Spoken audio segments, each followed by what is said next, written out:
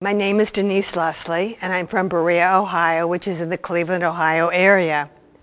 I want to tell you about how I got involved as a straight woman with this gay, lesbian, bisexual, transgendered group. I want to start as I was a child. I was the first of the grandchildren and the only daughter of my parents' family in Wilmington, Delaware. My father was from Wisconsin Synod. My mother was from one of the predecessors of the ELCA. They were of German background, and they were very strict on being in church on a regular basis. If I didn't feel well, I could ask to get an excuse, and my mother would look at me and say, "Do you have a death certificate?"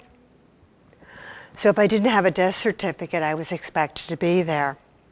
Well, I grew up and got married and had 2 children of my own, and unfortunately found myself in a divorce with young children, and their father died 3 years later, so my young children were both under the age of 12, and my chore was to find a way to keep them busy while I was at work during the summertime without sitting and watching TV all the time.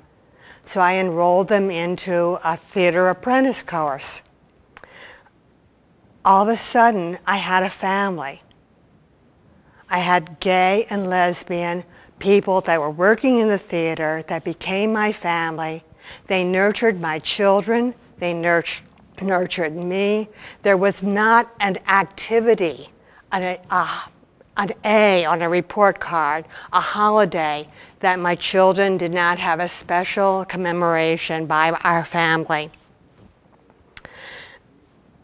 These loving people took this woman who had lost her church because the church had experienced 4 divorces that summer and was without a church. They took me back to church. They were the faithful people that really, truly nurtured me and brought me back to the Lutheran church that I'd always been active in.